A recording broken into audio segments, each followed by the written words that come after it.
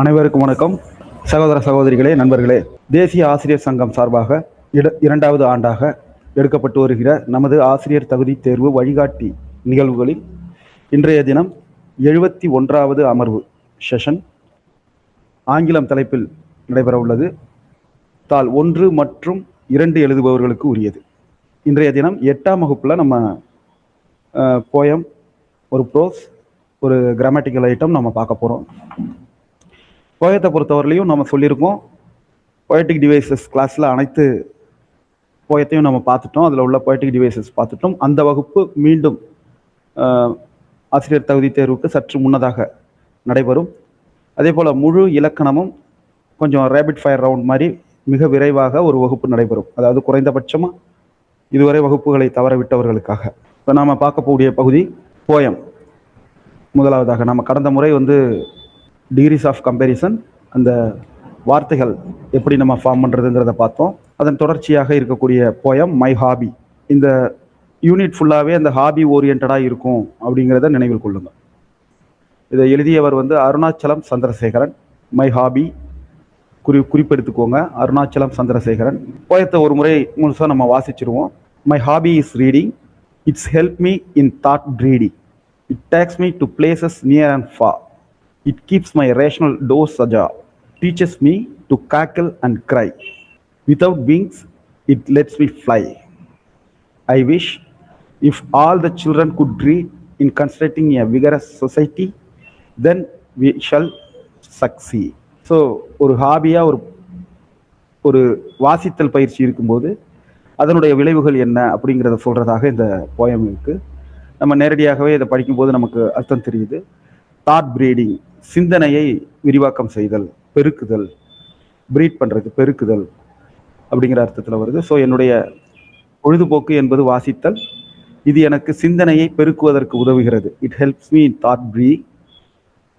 இது பக்கத்தில் உள்ள, தூரத்தில் உள்ள இடங்களுக்கு என்னை அழைத்து செல்கிறது. It takes me to places near and for.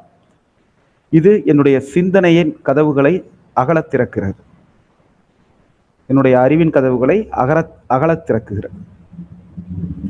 It teaches me to cackle and cry. இது எனக்கு அந்த காக்கிள், கழுக்குன்னு சிரிக்கிறதுன்னு சொல்லுவோம்ல, அது, அண்ட் கிரை, சத்தம் போட்டு அழுவது, அதற்கும் எனக்கு கற்றுத்தருகிறது.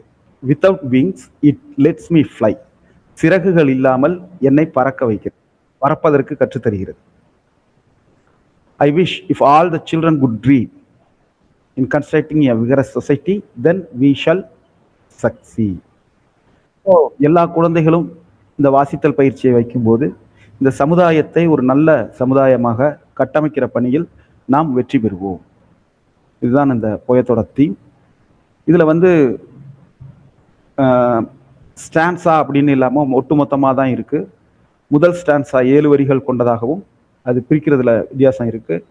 அடுத்த ஸ்டான்ஸா ஒரு 8-9 வரிகள் கொண்டதாகவும் இருக்குது. ஸோ இதிலிருந்து ரைமிங் ஸ்கீம் வருவதற்கான வாய்ப்புகள் மிக குறைவு. வந்தால் கூட முதல் இது ரீடிங்னு முடியுது ஏ, அடுத்தது மீ சம்மந்தம் இல்லாமல் இருக்குது பி, அடுத்தது ப்ரீடிங், ரீடிங்கோட ரைமிங் ஆகுது. அப்போ ரீடிங்க்கு உள்ள ஏ தான் ப்ரீடிங்க்கும் வரும். அப்போ A B, A places C, for சம்மந்தம் இல்லாமல் இருக்குது டி, ரேஷனல் சம்மந்தம் இல்லாமல் இருக்குது இ, அஜா இந்த ஃபாரோட ஒத்து போகுது, திருப்பி டி, இப்படி வரும். ஸோ இதுக்கான வாய்ப்புகள் மிக குறைவு, இல்லைன்னு சொல்ல முடியாது, மிக குறைவு. இதில் வேற ஒரு பொயட்டிக் டிவைஸ் இருக்கான்னு கேட்டிங்கன்னா இல்லை, வேற எந்த ஒரு பொயட்டிக் டிவைஸும் இதில் இல்லை. ஓகே, நம்ம அடுத்ததை பார்த்துடலாம். இதில் உள்ள வார்த்தைகள் கொடுத்துருக்காங்க. Breeding, procreation, rational intelligence, ajar slightly open, cackle informal laugh, constructing establish உருவாக்குதல், தோற்றுவித்தல், vigorous பவர்ஃபுல் சக்தி மிக்க அப்படிங்கிற அர்த்தத்தில் இந்த இடத்துல வரும். ரீடிங் இதில் கொடுத்துருக்காங்க. நம்ம இந்த போயத்தை படிக்கும் போதே தெரிஞ்சிருக்கும். ஆப்ஷன் டி முதல் இதுக்கு. ரெண்டாவது மை ஹாபி, இந்த போயத்தை படிச்சிருந்தா தான் தெரியும். My hobby taking me for near. Reading let's me fly without wings. திருப்பி ரீடிங். இதுக்கு என்னென்ன ஆன்சர் பண்ணுங்க யாராவது ஒருத்தர். ஸோ இந்த போயத்தில் உள்ள விஷயங்கள் நம்ம புரிஞ்சுக்கிட்டோம். இப்போ தாட் ப்ரீடிங், அந்த வார்த்தை எந்த அர்த்தத்தில் வருது, அதில் ரைமிங் ஸ்கீம் என்ன யூஸ் பண்ணியிருக்காங்க அப்படின்னு கேட்டிருக்காங்க. இதெல்லாம் வந்து fly without wings, constructing society, இதெல்லாம் வந்து நமக்கு வருவதற்கான வாய்ப்புகள் மிக குறைவு அப்படிங்கிறத நம்ம மனசில் வச்சுக்கிறோம். ஃபிகர் ஆஃப் ஸ்பீச் நம்ம வந்து யூஸ் பண்ணுற அதாவது பயன்பாட்டில் வந்து நம்ம சொல்லக்கூடிய கருத்துக்களை வலிமையாக சொல்வதற்கு சில விஷயங்களை நம்ம பயன்படுத்துவோம். அதுதான் figure of speech. Rhyming words கொடுத்துருக்காங்க. நம்ம ஆரம்பத்திலேருந்து இதை நம்ம நிறைய முறை பார்த்துட்டோம். ரைமிங் வேர்ட்ஸ்னால் ஒரு வாக்கியத்தின் கடைசி வார்த்தையின் கடைசி ஓசை இயந்து வருவது. இதான் ரைமிங்கிறத நம்ம மீண்டும் ஒரு முறை நினைவுக்கு எடுத்துக்கிறோம். Light, bright, see, be, deep, sleep, இதை நம்ம நினைவில் வச்சுக்கிறோம். ஏற்கனவே நம்ம பார்த்தது தான் மீண்டும் கொடுத்துருக்காங்க. திருப்பி திருப்பி இதை சொல்லாதீங்க சார், நிறைய வாட்டி பார்த்துட்டோன்னு சொல்கிறவங்களுக்கான தகவல். பலர் புதிதாக இணைந்திருக்கிறார்கள். நாமும் இதை ஒரு முறை ரிமைண்ட் பண்ணிப்போம். ஒரு போயம் கொடுத்துருக்காங்க, ஒரு ஸ்டான்ஸாக கொடுத்துருக்காங்க, ஒரு பத்தி இப்படி இருக்குன்னு வச்சுக்கோங்க. முதல்ல இதில் வந்து எத்தனை வரி இருக்குன்னு நம்ம பார்த்துக்கிறோம். 8 வரி இருக்கு. இதுக்கு அடுத்தது ஜூம் பண்ண முடியல. ஓகே, இப்போ ஒவ்வொரு வரியினுடைய இறுதி வார்த்தை, அதாவது நம்ம தொடக்க லெவலில் இருக்கோம் அப்படின்னா, என்ட்ரி லெவல் அப்படின்னா, ஏன்னா மற்ற பாட ஆசிரியர்கள் இதில் கவனம் செலுத்தியிருக்க மாட்டாங்க, உண்மைதான். அப்போ ஒவ்வொரு வரியினுடைய கடைசி வார்த்தையை நாம் அடிக்கோடு இட்டுக்கிறோம். பரவாயில்ல, தப்பே இல்லை. கொஸ்டினில் வந்து இந்த கமா தான் உங்களுக்கு அடையாளம். ஏன்னா அவங்க இதே மாதிரி ஒரு ஸ்டான்ஸாவாக கொடுத்தாங்கன்னா அருமை. ஒருவேளை இப்படி கொடுக்கல, மடக்கி மடக்கி கொடுத்துருக்காங்கன்னா இந்த கமா தான் நமக்கு இடையில உள்ளது. சார் அப்படின்னா 3வது வரியில் 2 கமா வந்திருக்கு, இது ஒரு வரியா இது ஒரு வரியா? இந்த வரியை படிக்கும்போது இதில் உள்ள வார்த்தைகளின் எண்ணிக்கையை வச்சு நீங்கள் புரிஞ்சிக்க முடியும். மேக்சிமம் மடக்கி கொடுப்பதற்கான வாய்ப்புகள் குறைவு. ஆனால் சென்ற முறை அப்படி மடக்கி ஒரு பேராகிராஃப் மாதிரி தான் கொடுத்துருந்தாங்க. அதில் நான் வந்து இன்னொரு வார்த்தையை நான் மார்க் பண்ணியிருந்தேன். ஸோ நம்ம ஒரு ஸ்டான்ஸா அப்படின்னு வரும்போது ரைமிங் ஸ்கீமை பொறுத்தவரையிலையும் முதல் வரியினுடைய கடைசி வார்த்தையை லெட்டர் ஏ குறிக்கிறோம். அதான் முதல் வரியினுடைய கடைசி வார்த்தை, அதனுடைய ஓசை, அதை ஏன்னு குறிச்சிக்கிட்டோமா? அடுத்தது 2வது வரியினுடைய கடைசி வார்த்தையினுடைய கடைசி ஓசை வே. அப்போ டே, வே, இது ரெண்டுமே ரைமிங் ஆகுது. அப்போ அதுக்கும் அந்த ஏவை தான் நம்ம போட்டுக்கிறோம். சேம் ஏ, அதே ரைமிங், அதே ஓசை தான் இதுக்கு வந்திருக்கு. ஸோ அதுக்கு கொடுத்த லெட்டர் ஏவை இதுக்கு நம்ம மீண்டும் போட்டுக்கிறோம். 3வது வரியினுடைய கடைசி வார்த்தையினுடைய கடைசி ஓசையை பார்க்குறோம். ஏ அப்படிங்கிற ஒரு ஓசை வந்திருக்கு. அப்போ மேலே உள்ள ஏ கிடையாது, மேலே உள்ளதுக்கு ரைமிங் ஆகலை. அப்போ பிங்கிற எழுத்தை போட்டுக்கிறோம். 4வது வரியினுடைய கடைசி வார்த்தை அதை பார்க்குறோம், அது ஹே. அப்போ ஏ அப்படிங்கிற அந்த ரைமிங்கோட, அந்த வார்த்தையினுடைய இறுதி ஓசையோட ரைமிங் ஆகுது. அப்போ அந்த ஏக்கு போட்ட பியை அப்படியே தூக்கி இங்கே போட்டுக்கிறோம். இப்போ இந்த 4 வரி ஒரு ஸ்டான்ஸாவாக கொடுத்துருந்தாங்கன்னா இதனுடைய ரைமிங் ஸ்கீம் ஏஏபிபி.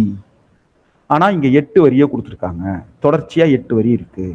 அப்படிங்கும்போது நம்ம என்ன பண்ணுறோம், இதுவரையிலையும் முடிச்சிட்டோம், பி முடிச்சிட்டோம். அதோட இதை மறந்துடலாமான்னா இல்லை, ஏன்னா 8 வரியும் ஒரே ஸ்டான்ஸாவாக கொடுத்துருக்காங்க. 5வது வரியினுடைய இறுதி வார்த்தையினுடைய இறுதி ஓசையை பார்க்குறோம், டோஸ். அந்த இறுதி ஓசையை நம்ம மனசில் வச்சுக்கிறோம். இது மேலே உள்ள எந்த வார்த்தையோடையும் பொருந்தி போகலை. அப்போ சி. அடுத்தது நோஸ். 5வது வரிக்கு டோஸ், 6வது வரி நோஸ். அப்போ அது ரெண்டுமே ரைமிங் ஆகுது, சின்னு போட்டுக்கிட்டோம். இப்போ ஸ்கைஸ், இது மேலே உள்ள எந்த வார்த்தையோடையும் ரைமிங் ஆகலை. அப்போ சி போட்டுட்டோம். அடுத்தது டி, இது ஒரு புது ஓசையாக இருக்குங்கிறதுனால புது ஓசையை குறிப்பதற்காக புது எழுத்து போடுறோம், சிக்கு அடுத்து டி போடுறோம். ஸ்கைஸ், ஐஸ், அதுவும் ரைம் ஆகுது, 8வது வரியில உள்ளது. அப்போ டி 7வது வரியில உள்ள இறுதி ஓசை ஸ்கைஸ், அது 8வது வரியினுடைய இறுதி ஓசையோட பொருந்தி போகுது. அப்போ டி டி. இப்போ இந்த 7வது வரியில ஸ்கைஸ்க்கு பதிலா ஃபேர் அப்படின்னு இருக்கு. FAIR ஃபேர்னு இருந்தா என்ன எழுத்து போடுவீங்க? டைப் பண்ணுங்க. இப்போ ஃபேர், FAIR ஃபேர், அப்போ அதுக்கு என்ன எழுத்து போடுவீங்க? B. Super super ma'am, super ma'am. Uma ma'am super. Caroline Mary ma'am super. B. ஏன்னா FAIR ஃபேர் அப்படிங்கிற ஒரு ஃபேர் அப்படிங்கிற அந்த ஓசை ஏற்கனவே நம்ம இந்த ஏர்ல வந்திருக்கு, ஹேர்ல வந்திருக்கு. அப்போ இங்க FAIR ஃபேர் அதே ஓசை வரும்போது அதுக்கு நம்ம 2 வரிக்கு முன்னாடி இருந்தது அப்படின்னு சொல்லிட்டு டி போடக்கூடாது. ஒரே ஸ்டான்ஸாங்கிறதுனால ஏற்கனவே அந்த ஓசை வந்தது, அந்த ஓசைக்கு என்ன எழுத்து கொடுத்தோம்? பி கொடுத்தோம். அதே ஓசையை தான் இங்க கொடுக்கணும். அவ்வளவுதான். இதை புரிஞ்சுக்கிட்டோம்னா ரைமிங் ஸ்கீம் ரொம்ப எளிது. இப்போ நான் இவ்வளோ நேரம் சொன்னதை இங்கே தமிழில் கொடுத்துருக்காங்க. Rhyming scheme of this poem can be determined by the end word in each line. ஒவ்வொரு வரியினுடைய கடைசி வார்த்தை. அப்போ முதல் வரியினுடைய கடைசி வார்த்தை டேன்னு முடியுது, 2வது வரியினுடைய கடைசி வார்த்தை வேன்னு முடியுது. 2 வார்த்தைகளும் ரைமிங் ஆகுது, ஒன்னோட ஒன்று ரைம் ஆகுது. அப்போ அதுக்கு இதான் முதல் வார்த்தை, முதல் வார்த்தை இணை. அப்போ அதை நம்ம என்ன பண்றோம்? முதல் வார்த்தைக்கு ஏ கொடுக்குறோம், அதோட 2வது வரியினுடைய இறுதி வார்த்தை ரைமிங் ஆகுறதுனால அதுக்கும் ஏ கொடுக்குறோம். 3வது வரியினுடைய இறுதி வார்த்தை ஏ அப்படின்னு இருக்கு. அப்போ இது மேல உள்ள எதோடையும் பொருந்தி போகல, அப்ப அதுக்கு பின்னு கொடுக்குறோம். 4வது வரியினுடைய இறுதி வார்த்தை ஹேர்னு இருக்கு, அது இந்த ஏரோட ஏ அப்படிங்கிறதோட பொருந்தி போகுது. ஆக்சுவலா ரெண்டுக்குமே ஆர் உச்சரிப்பு கிடையாது, ஏ ஹே தான். இது வந்து பொருந்தி போறதுனால இதுக்கு நம்ம பி கொடுக்குறோம்.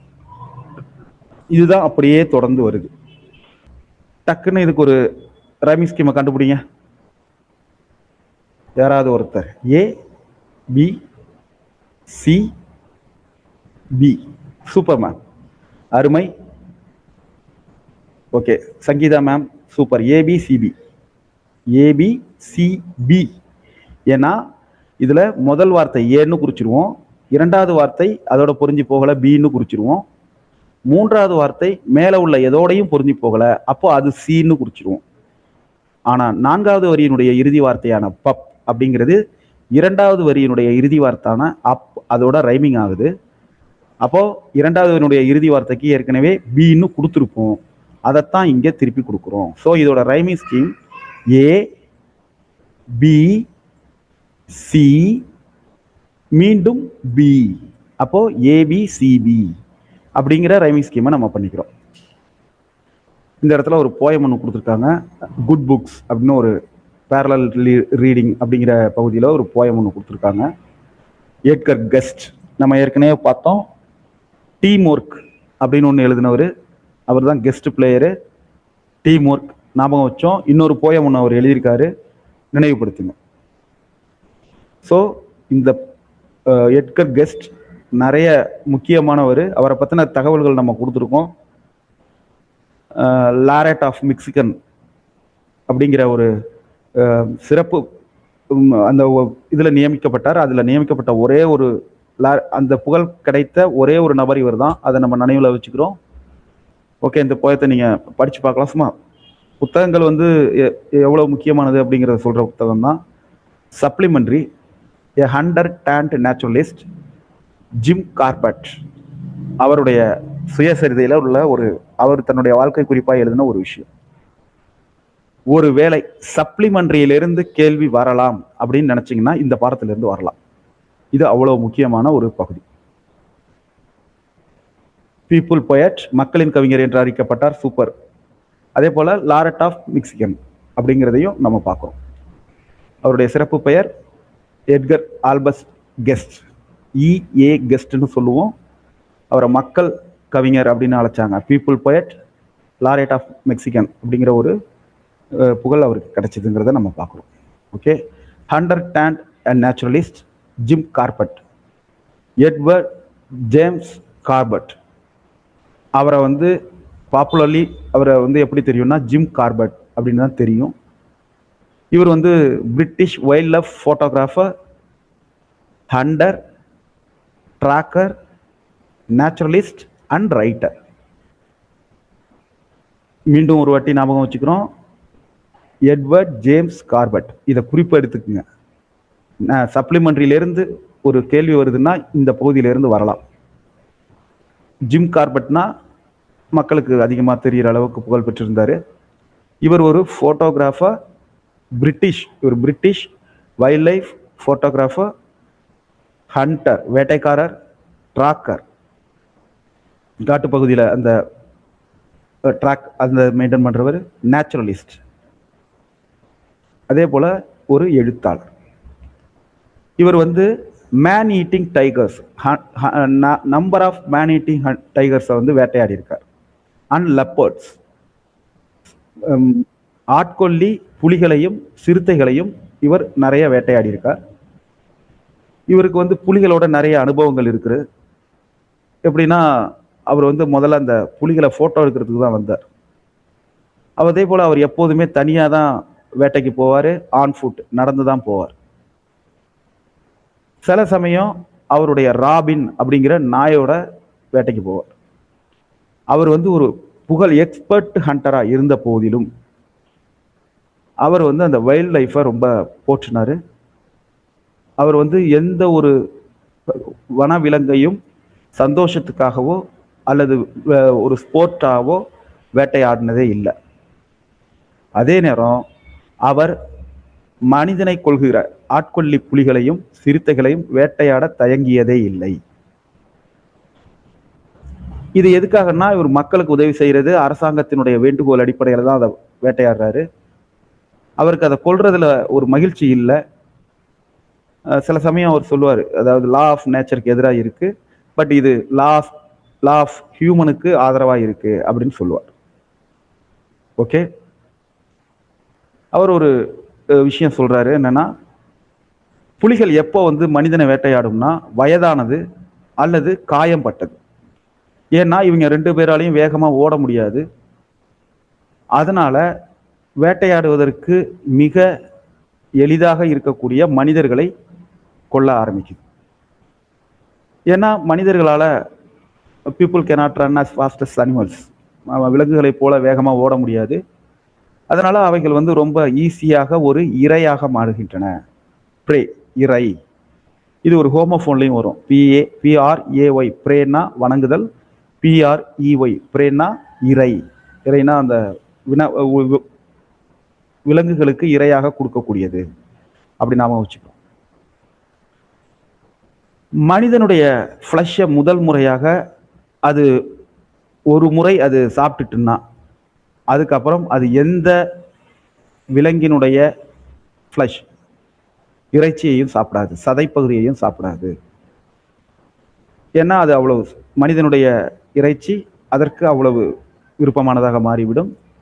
இந்த புலிகள் தான் மேன் ஈட்டர்ஸ், ஆட்கொல்லி புலிகள் அப்படின்னு நம்ம சொல்றோம். இவர் வந்து முதல் முறையாக ஆட்கொல்லி புலியை வேட்டையாடினாரு. அது பேர் வந்து சம்பவாத் டைகர். அந்த பகுதியில் இருந்த டைகர் அது ஒரு பெங்கால் டைக்ரஸ், பெண் புலி. அந்த ஒரு பெண் புலி 436 இறப்புகளுக்கு காரணமாக இருந்தது. எங்கன்னா Nepal, Humayun area of India, இந்த 2 பகுதியில. இந்த ஆட்கொல்லி புலி, பெண் புலி, அவளுடைய அட்டாக்ஸ் வந்து கின்னஸ்ல ரெக்கார்ட் ஆகிருக்கு. அதாவது highest number of fatalities from a tiger. ஒரு புலியின் காரணமாக அதிகபட்ச இறப்பு ஏற்பட்டது எதுனா இந்த புலி தான். 436 இறப்புகள் நேபாளத்திலையும் இந்தியாவில் குமாயூன் ஏரியாவிலையும். அந்த புலியை 1907 ஜிம் கார்பெட் சுட்டுக் கொள்றாரு. இந்த புலி வந்து தன்னுடைய அட்டாக் எங்க தொடங்குதுன்னா வெஸ்டர்ன் நேபாளில் ரூபல் வில்லேஜ், அது ஹிமாலயாஸில் இருக்கக்கூடிய பகுதி. இதை நம்ம குறிப்புகள் எடுத்துக்கிறோம். ஹண்டர்ஸ் நிறைய அங்கே அனுப்புகிறாங்க. ஆனால் அந்த புலி என்ன பண்ணுதுன்னா, இந்த ஷீன்னு வர்றது அந்த புலியை குறிக்கும். She manage to escape from them. அவங்கள்ட்ட இருந்து அந்த புலி தப்பிச்சுக்கிட்டே இருக்கு. நேபாளிஸ் ஆர்மி அதுவும் பிடிக்க முயற்சி பண்ணி அந்த அட்டம்ப்ட் ஃபெயிலியர் ஆகிடுது. உடனே என்ன பண்ணுறாங்க, அதை இந்திய எல்லைக்கு விரட்டி விட்டுறாங்க. அதுக்கப்புறம் அது இந்தியாவில் குமாயூன் டிஸ்ட்ரிக்ட் அப்படிங்கிற பகுதியில் தன்னுடைய வேட்டையை தொடங்குது. எல்லாமே பகலில் தான் நடக்குது. All her kills happened during the day light. பகல் வெளிச்சத்தில் தான் நடக்குது. நிறைய இன்சிடென்ட் இதே மாதிரி ஆனதுக்கப்புறம் மக்கள் வந்து காட்டுப்பகுதிக்கு போகிறதே நிப்பாட்டிட்டாங்க.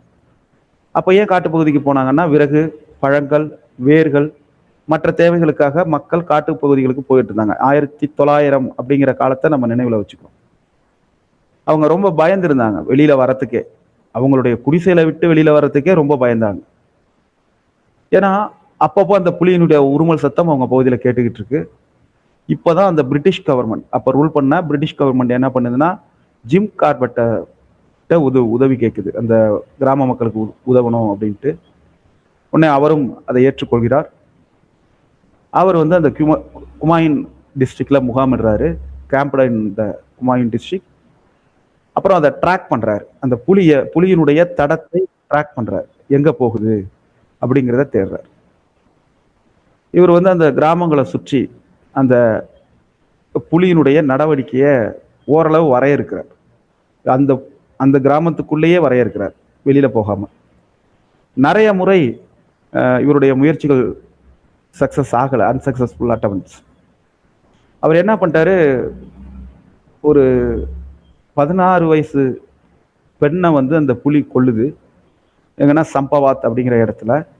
அந்த இடத்துல அந்த ட்ரையல் ஆஃப் பிளட், அந்த அந்த ரத்த துளிகள் அதனுடைய தடங்களை விட்டுட்டு போகுது. அதை நம்ம கார்பெட் வந்து ஃபாலோ பண்றாரு. ஒரு நாள் முழுக்க அந்த தேடுதல் வேட்டை நடக்குது.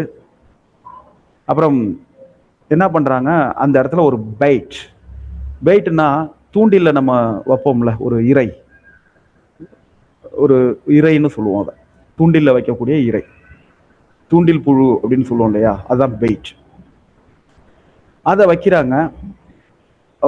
ஒரு வில்லேஜர்ஸ் எல்லாம் சேர்ந்து வைக்கிறாங்க.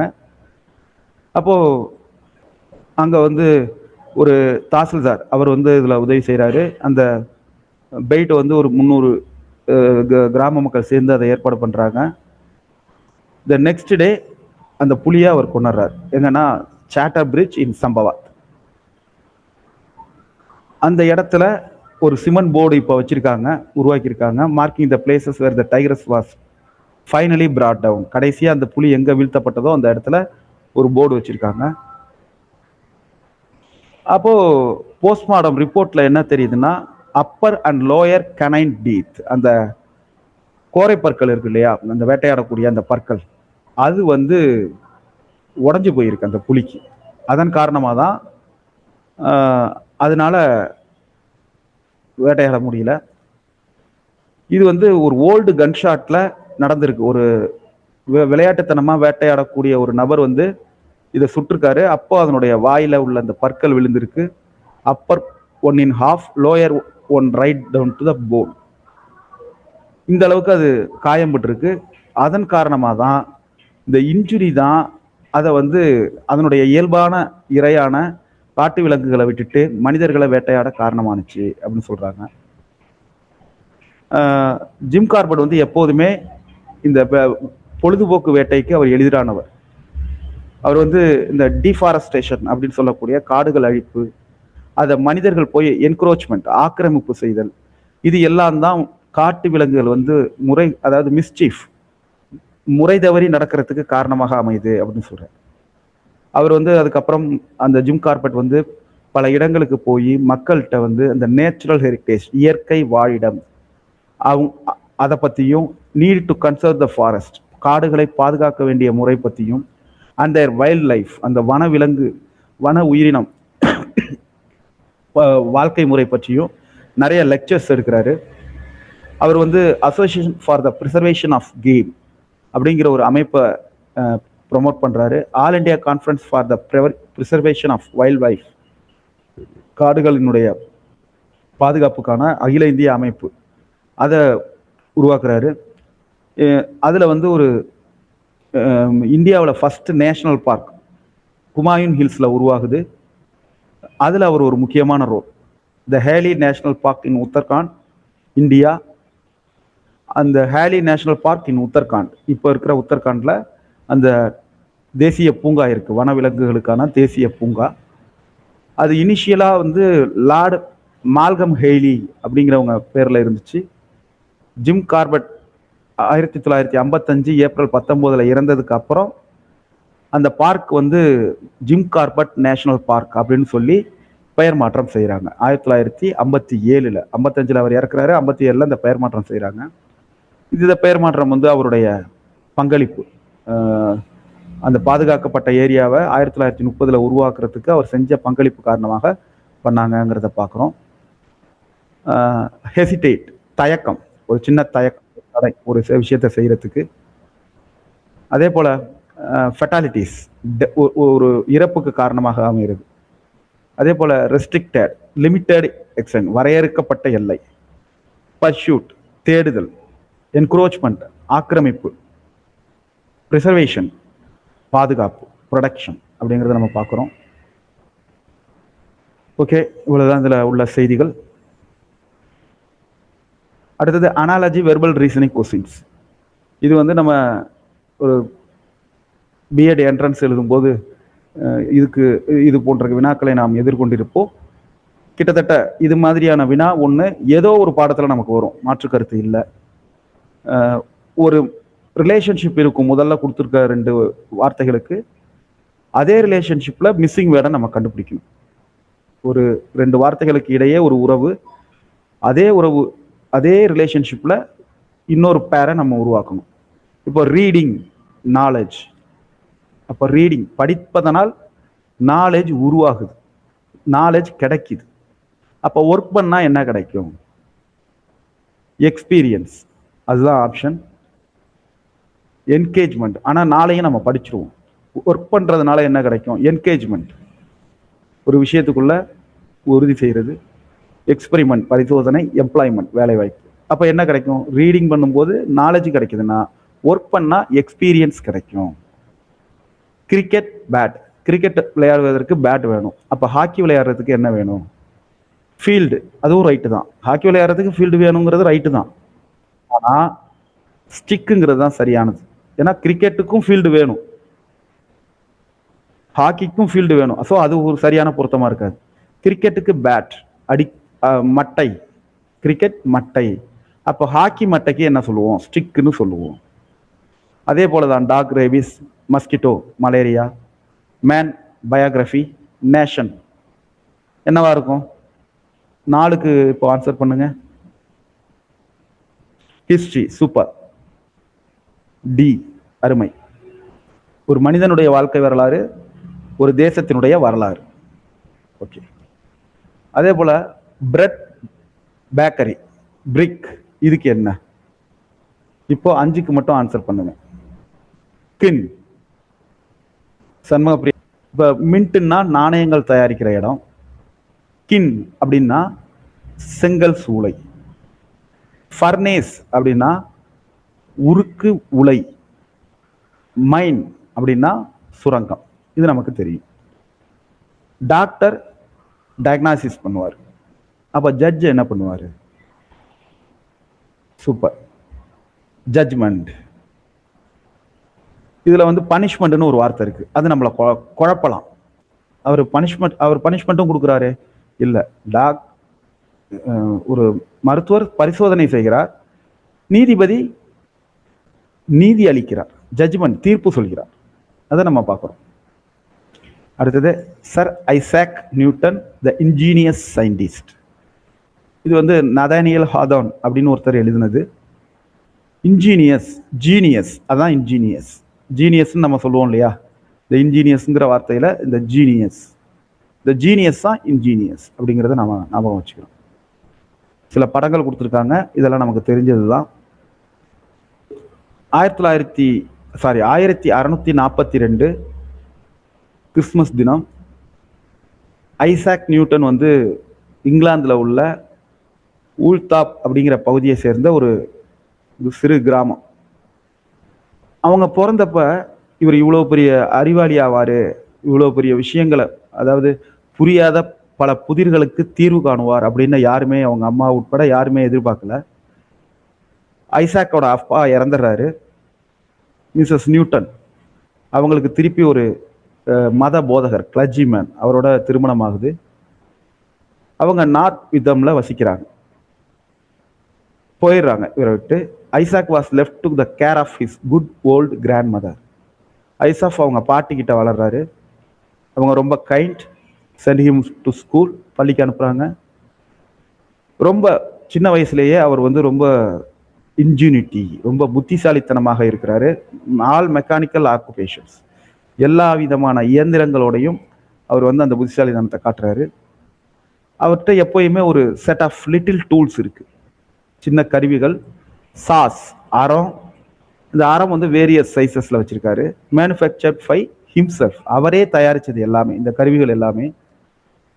With the aid of this, இவற்றின் உதவியால் Isaac contribute to make many curious articles, இதை நிறைய பொருட்களை அவர் உருவாக்குறார். அவர் தன்னுடைய திறமையின் மூலமாக நிறைய விஷயங்களை உருவாக்குறாரு. அவர் எப்பயுமே வந்து சா அண்ட் சிசல், அறத்தோடையும் ஒளியோடையும் பிறந்தவரோ அப்படின்னு நினைக்கிற அளவுக்கு அதோடையே கையில வச்சுக்கிட்டு திரியிறாரு. பக்கத்தில் உள்ளவங்கெல்லாம் the neighbours looked with vast admiration, ரொம்ப அவர் ரொம்ப பெருமையாக கருதுறாங்க. அவர் உருவாக்கின அந்த பொருட்கள் அதெல்லாம் ரொம்ப வந்து அட்மையர் பண்ணுறாங்க, போட்டுறாங்க. அவங்களுடைய பாட்டி வந்து இவரை பற்றியே வந்து பேசிக்கிட்டு இருக்காங்க, வியந்து பேசிக்கிட்டு இருக்காங்க. he will make a capital workman one of these days. அவங்கள no fear for what Isaac will do well in the world and be rich. எப்படி அவங்க வந்து இந்த உலகத்துல சம்பாதிக்க போறான், எப்படி ஒரு பணக்காரனாக போறான் அவன் சாகரத்துக்குள்ள அப்படின்லாம் சொல்றாங்க. அவனுடைய நண்பர்கள் எல்லாம் என்ன சொல்றாங்க, பாட்டிக்கிட்ட போய் இவரை வந்து ஒரு தொழில் பழகுனர், அப்ரெண்டிஸா ஒரு கிளாக் மாஸ்டர்ஸ்ட அனுப்ப சொல்றாங்க. ஏன்னா அவருக்கு இருக்கக்கூடிய அந்த இயந்திரங்கள் மீதான திறமை, அவருக்கு அந்த கணிதத்தில் இருக்கக்கூடிய அந்த விருப்பம், இதெல்லாம் வச்சு அந்த ப்ரொஃபஷன்லாம் அவருக்கு வந்து ஒரு பெரும் புகழ் கட்டும். நல்லா புரிஞ்சுக்கோங்க, அந்த காலத்துல கிளாக் மேக்கர் அப்படிங்கிறது மிகப்பெரிய விஷயம். ஒரு 40 ஆண்டுகளுக்கு முன்னாடியே இந்த கடிகாரத்தை பழுது நீக்குபவர் அப்படிங்கிறவர் வந்து ஒரு மிகப்பெரிய ப்ரொஃபஷனாக இருந்துச்சு. இப்போதான் அது மெல்ல குறைஞ்சிக்கிட்டு இருக்குங்கிறத பார்க்குறோம். ஏன்னா யூஸ் அண்ட் த்ரோ டைப்ல நிறைய வாட்சஸ் வந்ததுனால. இப்போ அவர் வந்து அங்கே போறாரு, கத்துக்கிறாரு. அங்கே போய் நிறைய கத்துக்கிட்டு கியூரியஸ் கிளாக்ஸ் அவர் உருவாக்குறாரு. எப்படின்னா, ஒரு கிளாக் இருக்கும், அதுல டான்சிங் ஃபிகர்ஸ், டான்ஸ் ஆடக்கூடிய உருவங்கள், டயல் பிளேட்ல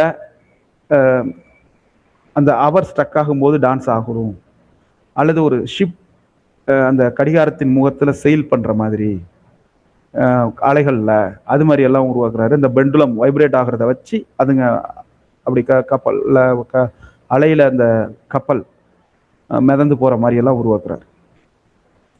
இப்படி நிறைய கிளாக்ஸோடைய அவர் நிறைய ஒர்க் பண்றாரு. அதே போல மற்றவங்க கேள்விப்படாத ஒரு விஷயங்களை எல்லாம் அவர் உருவாக்குறார். அதே போல வெயிட்லையும் சரி, அதில் இருக்கக்கூடிய சக்கரங்கள் பற்சக்கரங்களும் மற்ற கடிகாரங்களில் இருப்பது போல இல்லை. அதே போல தண்ணி ஊற்றும் போது அது வாட்ச் ஓடுறது, இப்படி நிறைய ஒரு அதிசயக்க வகையில அவர் கடிகாரங்கள் தயாரிக்கிறாரு. அதுக்கு மேல அந்த வாட்டர் கிளாக் செய்யும் போதே சன் டயலையும் அவர் உருவாக்குறாரு. இதே போல நிறைய விஷயங்கள் இதுல நான் பண்ணிக்கிட்டு இருக்காரு. இதெல்லாம் நமக்கு தேவையானது அல்ல.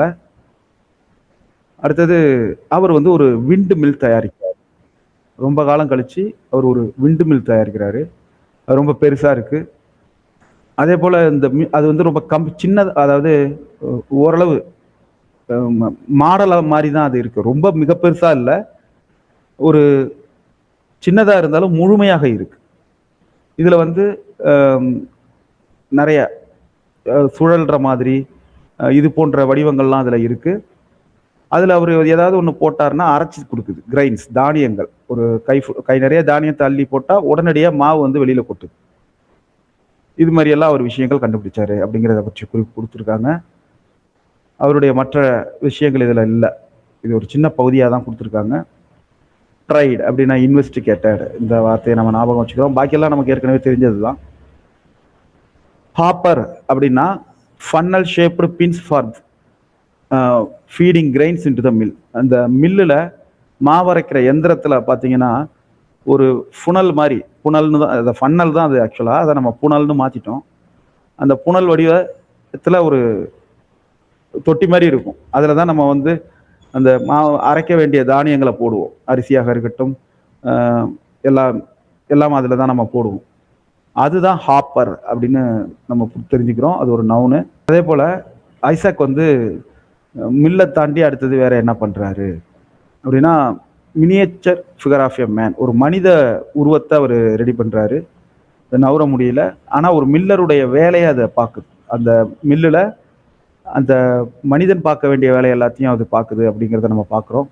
அதில் டேட்டாஸ் கொடுத்துருக்காங்க, அவையெல்லாம் நமக்கு தேவையில்லை.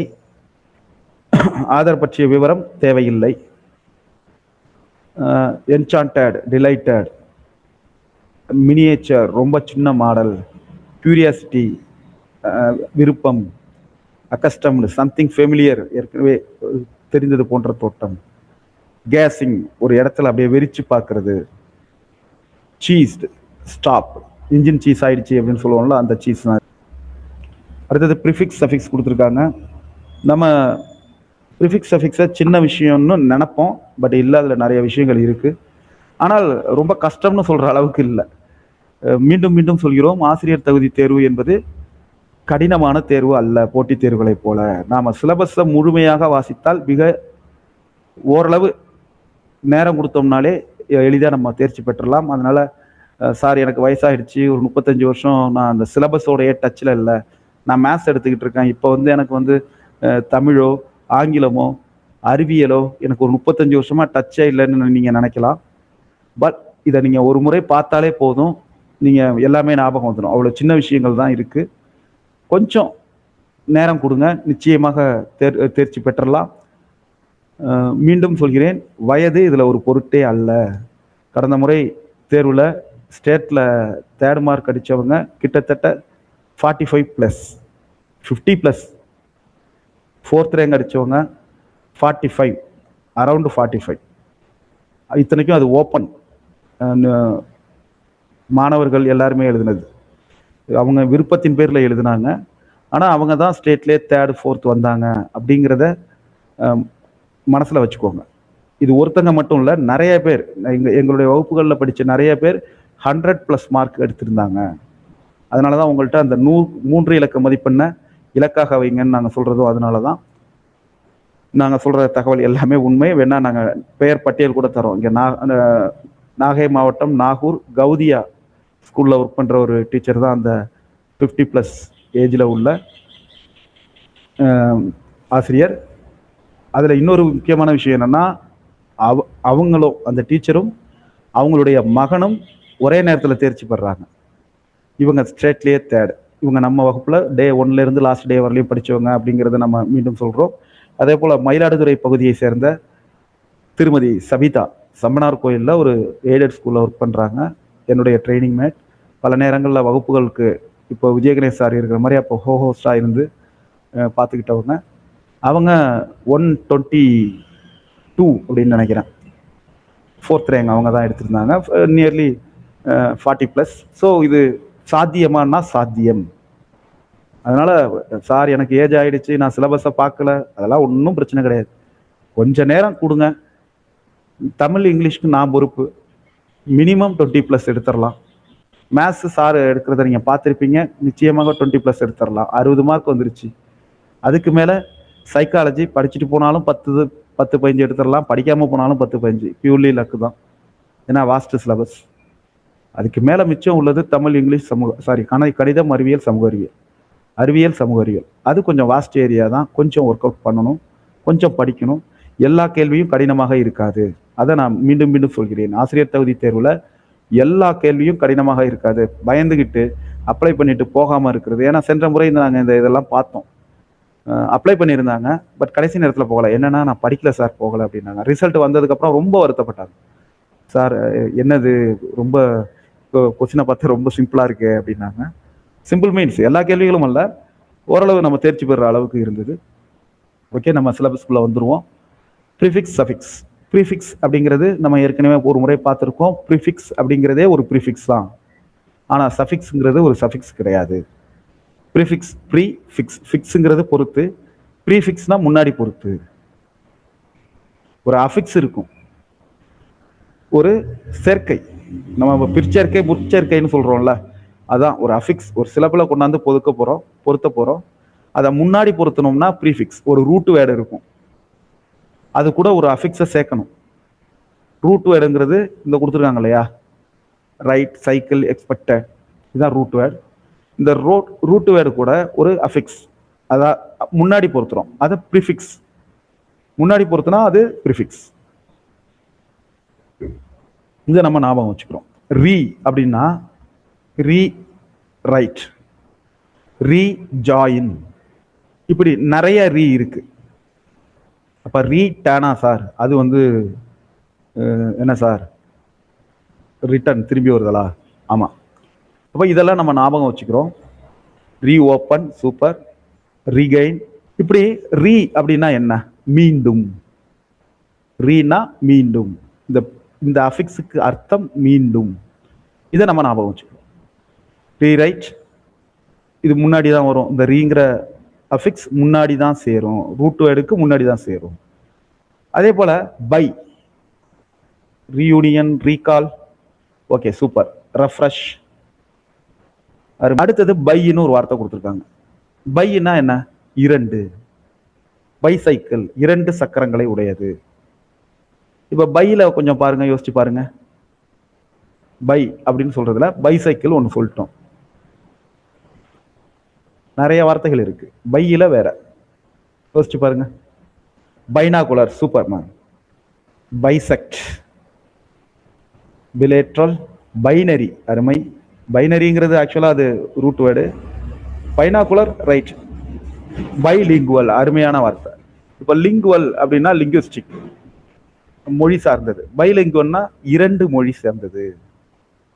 இதை நம்ம புரிஞ்சுக்கிறோம். ஓகே, அடுத்தது அன். அன்னுன்னா இல்லைன்னு அர்த்தம். அன்னுன்னா இல்லை. இப்போ ஒரு ரூட் வேர்டு இருந்து அதோட அஃபிக்ஸ் சேர்ந்தாதான் உண்மையிலேயே அதுவே ரூட் வேர்டா இருக்கும். அதெல்லாம் நம்ம கணக்குல எடுத்துக்க கூடாது. யூஎன்ல ஆரம்பிக்கிறது எல்லாம் ப்ரிஃபிக்ஸ், பிஐல ஆரம்பிக்கிறது எல்லாம் ப்ரிஃபிக்ஸ் அப்படின்லாம் முடிவுக்கு வந்துட முடியாது. அதுல ஒரு ரூட் வேர்டு, அந்த அஃபிக்ஸை பிரிச்சா அந்த வார்த்தைக்கு தனியா அர்த்தம் இருக்கணும். இப்போ அன்எக்ஸ்பெக்டட், இதுல யூஎன்ங்கிற அஃபிக்ஸை எடுத்துட்டோம்னா எக்ஸ்பெக்டட் இருக்கு. பைசைக்கிள், பிஐ எடுத்துட்டா சைக்கிள்ங்கிற ஒரு ரூட் வேர்டு இருக்கு. ரீரைட், ஆர்இ எடுத்துட்டோம்னா அதுல ஒரு ரூட் வேர்டு இருக்கு. இதுதான் ப்ரிஃபிக்ஸ். அப்போ ஆர்இல ஆரம்பிச்சாலே, பிஐல ஆரம்பிச்சாலே, யூஎன்ல ஆரம்பிச்சாலே கிடையாது. Unable, super. அன்ஹாப்பி, அருமை. இப்படி பல வார்த்தைகள் ஒரு ரூட் வேர்டு இருக்கும், முன்னாடி சேர்ந்தா அது ப்ரிஃபிக்ஸ். ஓகே, சரி. இதை ஏன் சார் இவ்வளோ நேரம் எடுத்தீங்க? ஓகே, இதுதான் காரணம். ஸோ ரீ அப்படின்னா எகைன். அன், யூஎன் அப்படின்னா நாட், இல்லைன்னு அர்த்தம். அன்கைண்ட், உங்களுக்கு இறக்கமே இல்லை சார். காலையில் ஒரு கிளாஸ், சாயந்தரம் ஒரு கிளாஸ், நடுவில் வேற ஒரு ரிவிஷன் கிளாஸ். அப்போ நீங்கள் ஒரு அன்கைண்ட் அப்படின்னு சொல்றீங்கன்னு நினைக்கிறீங்கன்னு வச்சுக்கோங்க. அப்போ கைண்டுங்கிறது அன்கைண்ட். அண்ணுனா என்ன? இல்லை. ப்ரீ, முன்னால். இப்போ நம்ம பார்த்தோம் ப்ரீஃபிக்ஸ், அப்போ முன்னாடி பொறுத்துறது. ப்ரீவியூ, ப்ரீவியூ தியேட்டர்னு சொல்லுவாங்க. அப்ப முன்னாடியே பார்க்கிறது. இதான் ப்ரீ. அடுத்தது டிஸ்ரெஸ்பெக்ட், இல்லைன்னு அர்த்தம். டிஸ்மேண்டில், அப்போ இதெல்லாம் இல்லைங்கிற அர்த்தத்தில் வருது. எது? யூஎன், டிஐஎஸ், டிஸ். நான் சொல்றது உங்களுக்கு நினைவில் இருக்கணுங்கிறதுக்காக. ஐஎம் அப்படிங்கிற அஃபிக்ஸ் இல்லை. Possible, impossible. அப்போ பார்ட்டன்ட் இம்பார்ட்டன்டானா இல்லை. இம்பார்ட்டன்ட்ங்கிறது ரூட் வேர்டு. இம்பார்ட் அப்படிங்கிறது ஒரு ரூட் வேர்டு, அது ப்ரிஃபிக்ஸ் கிடையாது.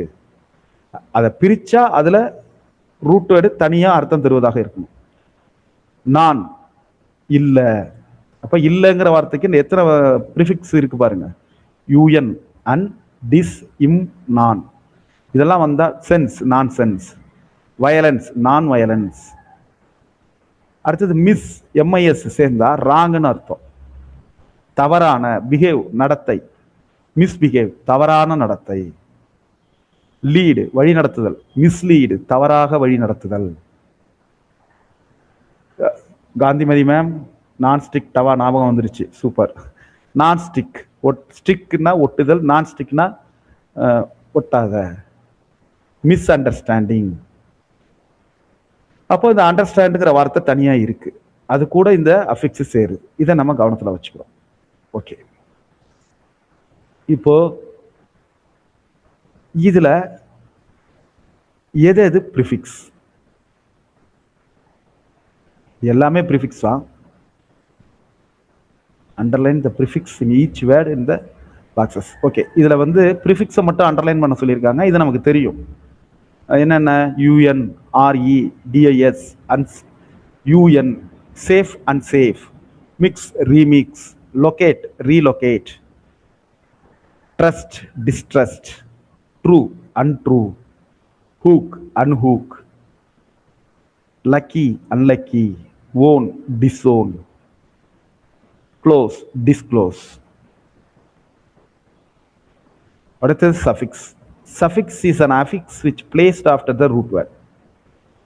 ஒரு வார்த்தை ரூட் வேர்டு இருக்கும், அந்த ரூட் வேர்டுக்கு பின்னாடி ஓட்டுறது தான் சஃபிக்ஸ். பின்னொட்டு, அது முன்னோட்டு, இது பின்னொட்டு, பின்னாடி ஓட்டுதல். Happy, root word. Ness, happiness. அப்போ அது ஒரு புது வார்த்தையா உருவாகுது சஃபிக்ஸ் சேரும்போது. இந்த சஃபிக்ஸுங்கிறதுக்கு ஒரு அர்த்தம் இல்லை. இந்த இடத்துல நம்ம ஒரு வித்தியாசத்தை புரிஞ்சுக்கணும். நம்ம காம்பவுண்ட் வேர்டு இது இல்லை. இது ஒரு சிலபிள் அஃபிக்ஸ், ஒரு ஒட்டு தான். இதுக்கு தனி அர்த்தம் கிடையாது. பட் இது வந்தா என்ன அர்த்தம் இருக்குன்னு ஒன்று இருக்கே தவிர இதுக்குன்னு ஒரு முழுமையான அர்த்தம் தனித்து நின்று இது பொருள் தராது. சஃபிக்ஸோ ப்ரிஃபிக்ஸோ தனியா அர்த்தம் கொடுக்காது. ஆனா ஒரு ரூட் வேர்டுல பின்னாடி சேர்ந்து சஃபிக்ஸா ஒரு புதிய அர்த்தத்தை கொடுக்கும், முன்னாடி சேர்ந்து ப்ரிஃபிக்ஸா ஒரு புதிய அர்த்தத்தை கொடுக்கும். இப்ப colour, full, colourful. Friend, ship, இதெல்லாம் நம்ம பார்த்துக்கிட்டு இருக்கோம். இப்ப ஹாப்பிக்கு யூஎன் முன்னாடி சேர்ந்தா அது ப்ரிஃபிக்ஸ், ஹாப்பி இல்லைன்னு அர்த்தம். ஹாப்பிக்கு நெஸ்ங்கிற அஃபிக்ஸ் பின்னாடி சேர்ந்தா அது சஃபிக்ஸ். ஹாப்பினஸ், மகிழ்ச்சி அப்படிங்கிற நவுனா அது மாறிடுது.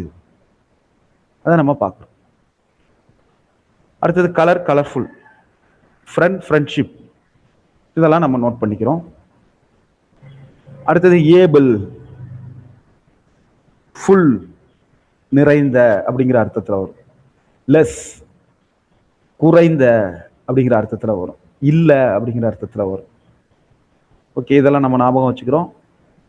இப்போ இதுக்கு ப்ரிஃபிக்ஸ் சஃபிக்ஸ் போட சொல்லியிருக்காங்க. இப்போ காலுக்கு என்ன வரும்?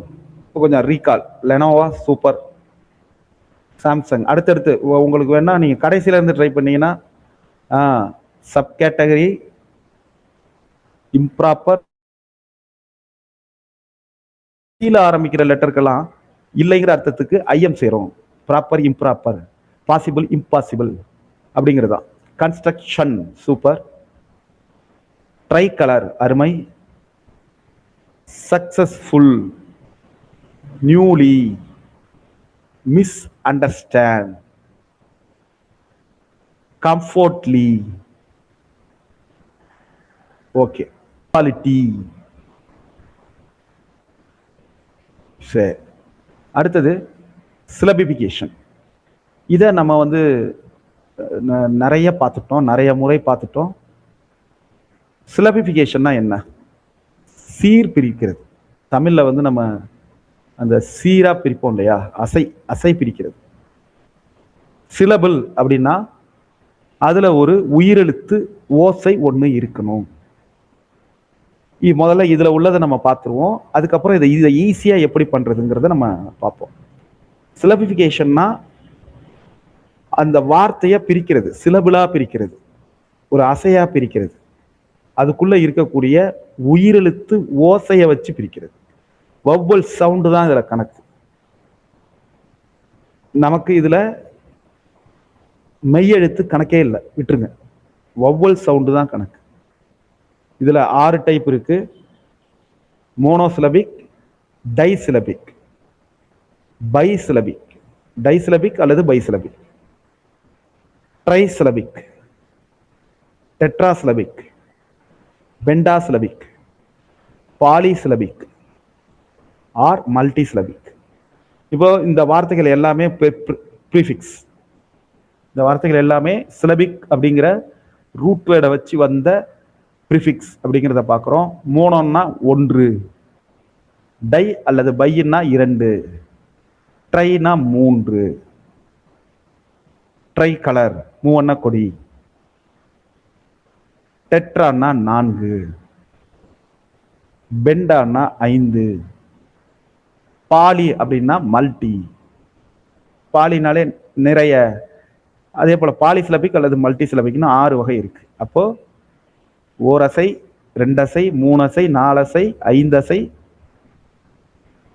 பல அசை அப்படி ஞாபகம் வச்சுக்கிறோம். 5 வரலையும் 1, 5க்கு மேல 6 அல்லது அதற்கு மேல வந்தா மல்டி சிலபிக் அல்லது பாலி சிலபிக் அப்படிங்கிறது.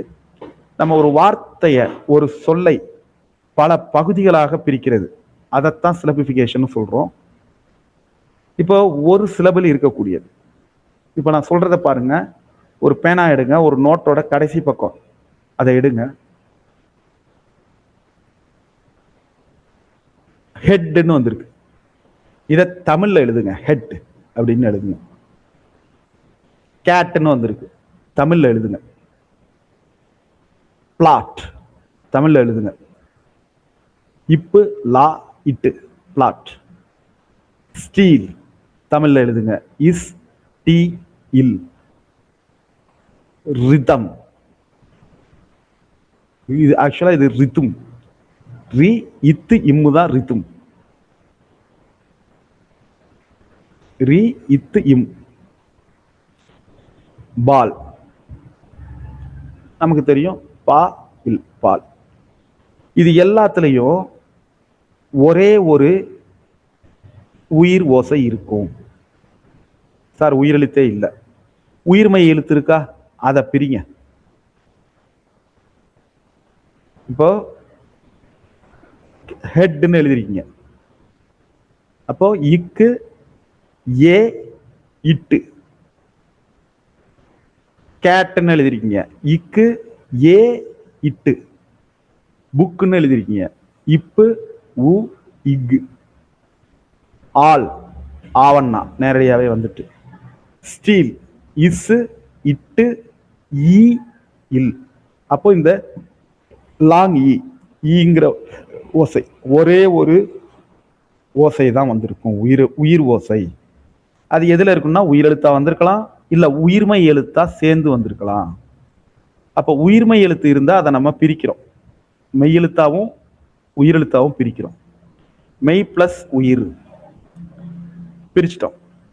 அப்போ ஒரே ஒரு உயிர் ஓசை இருந்தா அது மோனோசிலபிள், 1 சிலபிள். இப்போ இதுல ஒரு 2 வார்த்தையை ட்ரை பண்ணுங்க. வி மண், வி மின், ஆர்ட் பிரேக். பிரேக்குங்கிறத பி போடக்கூடாது, இப்பு போடணும். பிரேக் நம்ம எப்படி உச்சரிக்கிறோமோ அதே மாதிரி. பிரேக் அப்படின்னு நம்ம தமிழ் எழுதுவோம், அது மாதிரி எழுதக்கூடாது. பிரேக். கவர்ட், என் டிங், இப்போ இதுல பாத்தீங்கன்னா உயிரெழுத்து அகைன், ஆ உயிர் ஓசை வந்துருச்சு. கெயின், கெயின், கே இ இன். அப்ப ஐங்கிற திப்தாங் வரும். ஆக்சுவலா இங்கிலீஷ்ல நம்ம பார்த்தோம், இது திப்தாங். நம்ம தமிழ்ல பார்க்கும்போது கே இ, ஆ இ. அப்போ ஒரு சவுண்டு வருது. அப்போ எங்கெல்லாம் உயிர்மை எழுத்து வருதோ அதெல்லாம் ஒரு சிலபஸ். எங்கெல்லாம் உயிரெழுத்து வருதோ அதெல்லாம் ஒரு சிலபஸ், சிலபிள். அதுக்கு பக்கத்துல மெய்யெழுத்து இருந்தா அதை சேர்த்துக்குங்க. மெய்யெழுத்து இருந்தா அதை சேர்த்துங்க. ரப்பர் அப்படின்னு எழுதியிருக்கோம். ர, ஓகே, உயிர்மெய் எழுத்து.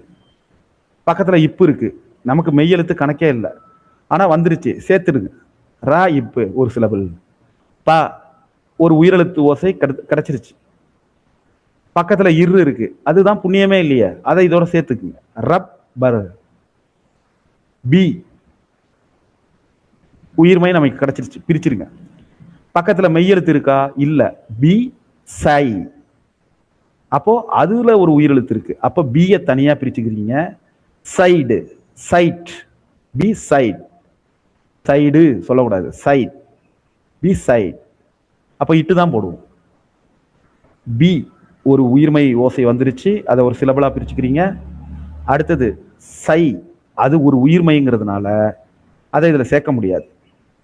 அப்ப பிய தனியா விட்டுறீங்க. சை பக்கத்திலேயே இட்டு இருக்கு, இட்டுக்கு 0 மார்க். இட்டு வந்து 0 மாதிரி சேர்த்துக்க வேண்டியதுதான். மெய்யெழுத்து பிசைட். ப்ரோகிராம், ப்ரோகிராம், இக்கு தான் போடுவோம். ப்ரோகிராம், ப்ரோ இப்பு ரோ, ப்ரோ உயிரெழுத்து வந்துருச்சு. அடுத்தது பார்க்குறோம் கிராம், கிராம். அப்போ அதுல ஒரு உயிர்மை ஓசை இருக்கு, அதை சேர்த்துக்கிறோம். கவர்ட், சஸ்பெக்ட், சஸ் எஸ் இருக்கு உயிர்மை, அதை அதோட சேர்த்துக்கிறோம். லீட், லீ உயிர்மை, இட்டு. இத லீடர் அப்படின்னு பிரிக்கலாமே, பிரிக்கலாம் தான். ஆனா இங்க உயிர்மை வந்தா அதை இதோட சேர்த்துக்குங்க, ஒரு ரூலு, அப்படி வச்சுக்கோங்க. ஓகே. இப்போ நிறைய பர்மிஷன், டிபார்ட்மெண்ட், பெனஃபிட், எல்லாத்துக்குமே சேம் ரூல் தான். Element, tradition, implicit, consider. அதே போல 4 சிலபிள்ல என்னென்ன? எ க நா மீ, எல்லாமே உயிரெழுத்து அல்லது உயிர்மை எழுத்து. எ க நா மீ. அப்போ உயிரெழுத்து வந்தா தனியா, உயிர்மை வந்தா தனியா. Usually, low கா லி டி, எல்லாமே உயிர்மை. ஒவ்வொரு உயிர்மையையும் ஒவ்வொரு சிலபிள். லோ கா லி டி, ம ரா லி டி, ஒவ்வொரு உயிர்மையும் ஒவ்வொரு சிலபிள். ஆக் கு, ஆக் கு, பே ஷன், ஷன்னுல கடைசியா உயிர்மை வருது, அதை சேர்த்துக்கிறோம். மல் டி மீ டியா, டியான்னா 2. டியாவில் எப்படி நம்ம எழுதுவோம்? டி போடுவோம், அடுத்து ஆ தான் போடுவோம். அப்போ டிப்தாங்னு இங்கிலீஷ்ல ஒரு ரூல் இருக்கு, 2 உயிர்மை ஓசை வர்றது. அப்போ அதை ஒன்னா மாத்திருங்க. அதே போலதான் மீ லி ட பி, ஈ குவா லி டி. நீங்க சொல்லி பார்த்தீங்கனாலே பை பிராக்டிஸ் வந்துடும். இதுல இன், ஈ பக்கத்துல மையெழுத்து வருது, இன்னு, இன்னு. ட ஆர் சேர்த்துக்குங்க. ப பிரே, இப்பு ரே, ப்ரிப்ரே, இப்பு ரே சேர்த்துக்குங்க. ஏன்? ஏற்கனவே இன்டர்ல ஒரு மெய்யெழுத்தை சேர்த்துட்டோம். அப்போ இங்க ப்ரே அப்படின்னு மாத்திக்கங்க. இதை ஒரு முறை நீங்க பார்த்தீங்கன்னா ஜஸ் டி, ஜஸ் ஜ உயிர்மை, பக்கத்துல மெய்யெழுத்து வந்திருக்கு, அதை சேர்த்துக்கிட்டீங்க. ஜஸ் டி பி கே ஷன், ஷன்னுங்கிறது எப்பயுமே ஒரே சிலபிள் தான். இங்கு ஒரே சிலபிள் தான். இப்போ 6 ஆர் மோர் சிலபஸ் பார்க்குறோம். இதை நீங்க ட்ரை பண்ணுங்க. கண்ணை மூடிக்கிட்டு சைமல்டேனியஸ்லி, சைமல்டேனியஸ்லி இதை எழுதுங்க. லபாரட்டரி, லபாரட்டரி, ஆப் ப ந சு நி டி, ப ந ஃபி ஷிய ரி, ஷியங்கிறது ஒரே சிலபிளா வரும். ப ந ஃபி இது வரலையும் உயிர்மை எழுத்தா வந்துட்டு சிய, சிய. அப்போ அந்த இடத்துல ஆ சவுண்டு வருது. அப்போ அதை இதோட சேர்த்துக்குங்க. 2 வவ்வல் வரலாம். ஆங்கிலத்தில் திப்தாங்னு சொல்லுவாங்க. 3 வவ்வலும் வரலாம். ட்ரையாப்தாங்னு சொல்லுவாங்க. ஃபயர், FIRE வந்திருக்கு, ஒரே சிலபிள், ஆருக்கு உச்சரிப்பு இல்லை. ஃபயர், அப்போ 3 சிலபிள் அதில் சேர்ந்து வரும். வய, ட்ரையாப்தாங்ஸ், அதை ஞாபகம் வச்சுக்கிறோம். இப்போ சிலபிஃபிகேஷனில் கிளியராக இருப்பீங்கன்னு நினைக்கிறேன். இதில் ஏதாவது ஒரு வார்த்தையை பிரித்து எனக்கு கொஞ்சம் டைப் பண்ணி காட்டுங்க.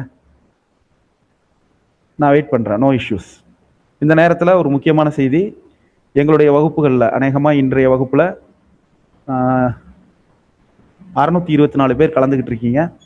இதில் எத்தனை பேர் எங்கள் குழுக்களில் இருக்கீங்கன்னு தெரியாது.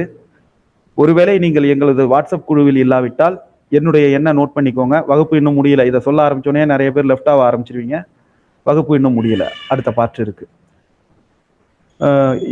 எங்களுடைய குழுவில் நீங்கள் இல்லாவிட்டால் TN TET 26 அப்படின்னு education, Prema ma'am super. School 1 syllable super. Education Ram sir super. Anushiya ma'am English அருமை. Sujatha ma'am teacher. Gowri ma'am edu, அது தனியாக பிரிக்கணும். Uma Maheswari ma'am super. Laboratory 5 அண்ணா. ஓகே மேம் சூப்பர், அருமை, எல்லாருமே நல்லா. லபாரட்டரி அருமை ma'am. Poongothai ma'am super. Mild 1 தான். ஆப்பர்ச்சுனிட்டி அதை பிரிக்கணும். Okay super. Gandhimathi ma'am super, அருமை. டீச்சர் இல்லை, டீச்சர் 1 2 தான். ஓகே போதும், நான் சொல்ல வந்த செய்தியை சொல்லி முடிச்சிடுறேன். என்னுடைய எண் நோட் பண்ணிக்கோங்க. 984227550908. மீண்டும் சொல்கிறேன், 984227550908. இந்த நம்பருக்கு டெட்னு ஒரு மெசேஜ் பண்ணுங்க. நீங்கள் உடனடியாக எங்கள் குழுவில் இணைக்கப்படுவீர்கள். உங்களுக்கு தேவையான அந்த வினாவிடை தொகுப்பு, மார்க் எக்ஸாம் கொஸ்டின் பேப்பர், தென் முக்கிய செய்திகள், அடுத்த வகுப்பு குறித்த அறிவிப்பு, ரிவிஷன் கிளாஸ் பாடப்பகுதியினுடைய இணைப்பு, அந்த யூடியூப் லிங்க் எல்லாமே உங்களுக்கு கொடுத்துருவோம். ஓகே, நம்ம அது கொடுத்த டிஸ்கஷன் வச்சுப்போம். இன்னைக்கு ஒரு 10 நிமிஷம் பேசணும்னு நினைக்கிறவங்க பேசலாம். முன்னதாக வகுப்பை நிறைவு செய்வோம்.